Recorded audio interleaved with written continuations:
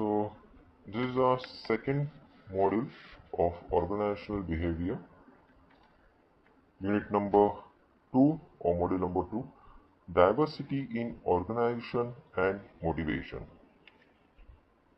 So, in that case, there are some points we need to know about that. Diversity and workforce. Second, challenges of diversity. Third, recommendation for managing diversity. Third, managerial decision making. Fourth, barriers to effective decision making. Improving quality of decision making.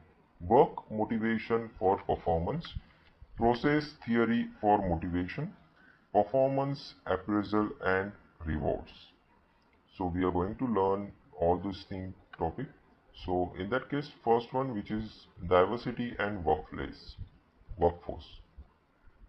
Workforce diversity means similarities and differences among employees in terms of age, cultural backgrounds, physical abilities and disabilities, race, religion, gender and sexual orientation. No two humans are alike. People are different in not only gender, culture, race, social and psychological characteristics, but also their perspective and prejudices. Society and discriminated on these aspects of centuries. Diversity makes the workforce heterogeneous. In the current scenario, employing diversified workforce is necessity for every organization, but to manage such diversified workforce is also a big challenge for the management. This paper critically analyzes the workforce diversity and its impact on productivity of an organization. The researchers, after examining the literature and various research papers, conducted that workforce diversity is strength for any organization, but people still stick to their views related to the caste, religion, etc. And so consider diversity as a problem, but if managed properly, can increase the productivity definitely. So challenges of diversity. The world's increasing globalization requires more interaction among people from diverse culture, beliefs, and backgrounds than ever before. People no longer live and work in an insular marketplace. They are now part of worldwide economy with competition coming from nearly every content. For this session, profit and non-profit organization needs diversity to become more creative and open to change. Maximizing and the capitalizing on workplace diversity has become an important issue for management today. Supervisors and frontline managers could benefit from reading this paper. Supervisors and managers are targeted audience because they need a recognize and ways in which workplace is changing, evolving and diversifying.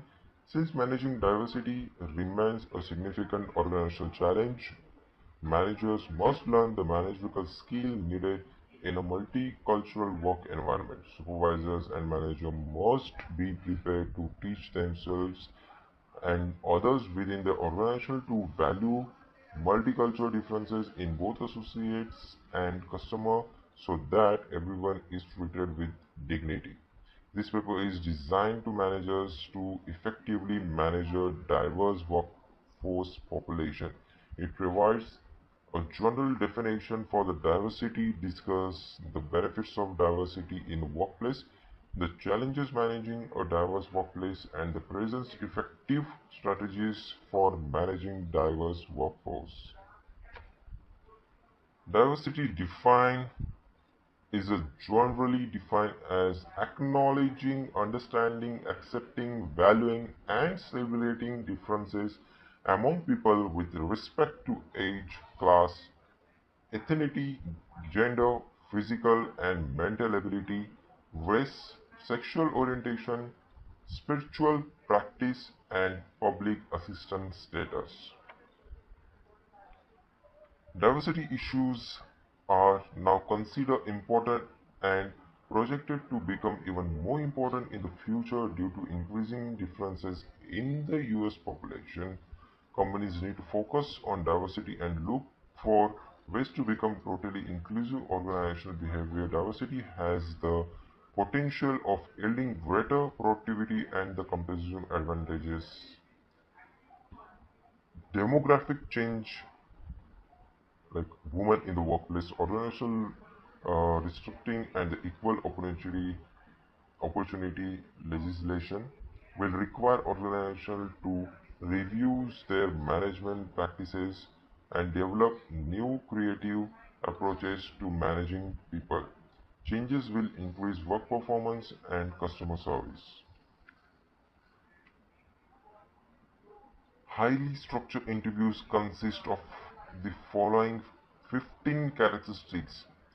So basically, whenever you get to interview, you need to follow these characteristics. The first one, the job analysis, same question, limited prompting, better questions, longer interviews, control of ancillary informations, limited questions from candidates, multiple rating scales, anchor rating scales, detailed notes, multiple interviewers, consist interviewers, no discussion between interviews, training, statistical prediction. Next one, recommendation of managing diversity. Similarly, basis can occur when individuals prefer interviews with whom they share similar traits. Organization can mitigate this challenge if all 15 characters of structure interviews are used consistently with each job applicant.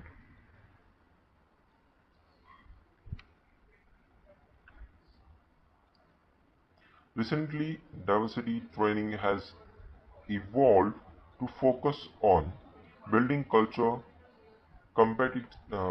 competence regarding fellow employees. The second one, valuing differences, learning how diversity help make better business decision. These perspectives towards diversity training is more effective than simply focusing on cause of lack of diversity and the historical roots of discriminations. Understanding how to comply with the law is still important, but training has a greater effect when the other factors are also included. Decision making is crucial for running a business enterprise which face a large number of problems requiring decisions: which product to be produced, what price to be charged, what quantity of the product to be produced, what and how much advertisement expenditure to be made to promote the sales, how much investment expenditure to be incurred are some of problems which require decision to be made by managers.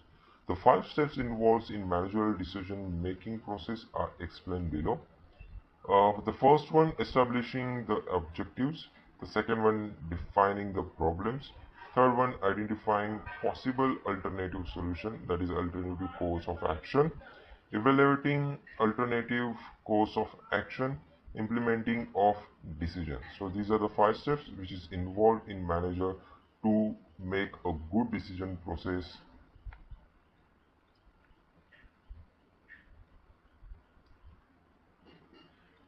There are a number of barriers to effective decision making. Effective managers are aware of these potential barriers and try to overcome them as much as possible. The first one, bounded rationality. Second one, escalation of commitment. Third one, time constraints. Fourth one, uncertainty. Next, personal biases. Next, conflict. So these are the barriers to effective decision making. So these barriers are most important. The next one, improving quality of decision making.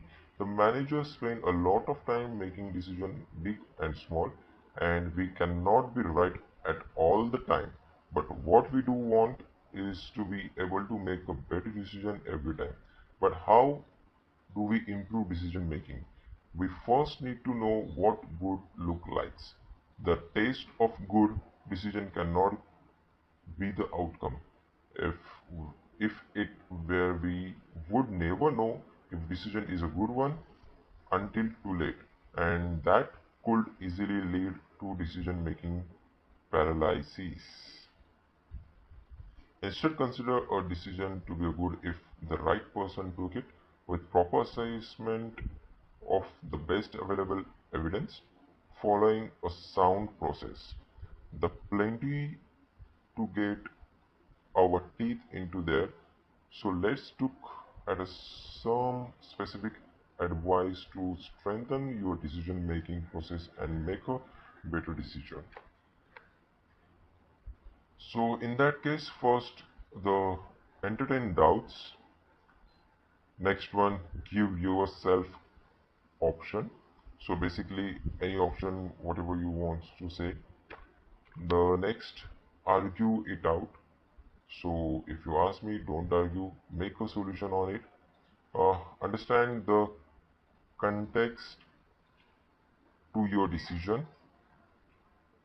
The basically different decision you can take look like different sources of information and different modes of gathering it, like talk to the people, read reports, make visits, observes, anything. uh, Next one, which is try carrying out experiments.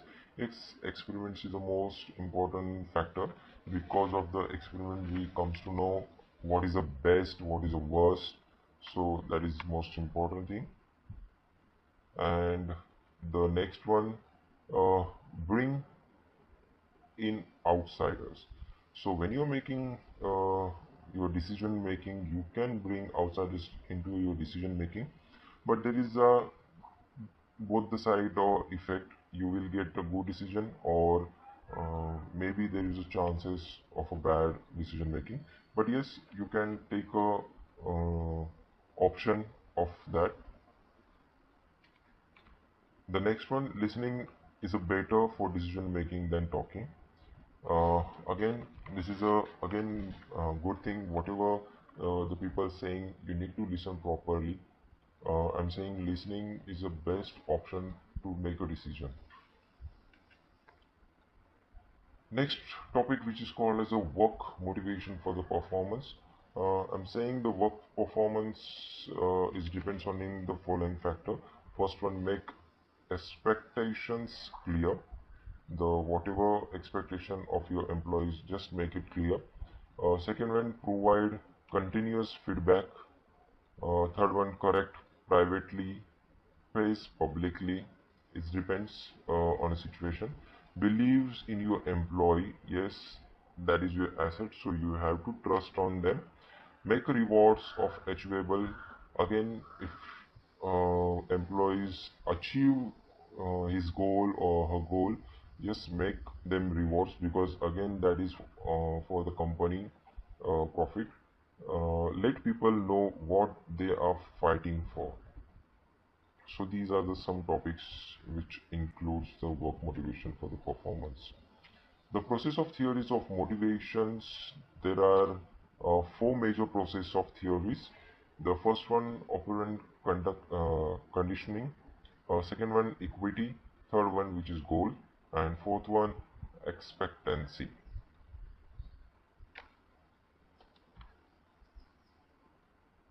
Performance appraisal and rewards also consider one point, which is the case for performance appraisals. The performance appraisal is a necessary precursor for the performance-related pay. Before merit-based pay can be awarded, some estimate of the value of the work performed by an individual must have been done. In this context, we shall regard performance appraisal in its most common form, an annual or more frequent formal decision between a subordinate and his or her line manager appraisers. The decisions may include reference to the target set at previous appraisal and the appraisee performance against these target, barriers to achievement of such targets, training needs, immediate and future career aspirations, and the appraiser's view on the level of performance attained by the appraisee allied to plans for improvement and target for the coming period. Claim made for performance appraisal system. The first, performance appraisal given direction. Second one, performance appraisal give feedback. Performance appraisal identify a vision for the training. Performance appraisal allow rewards to be related to performance. So that's all for the second topic or the second module. Thank you.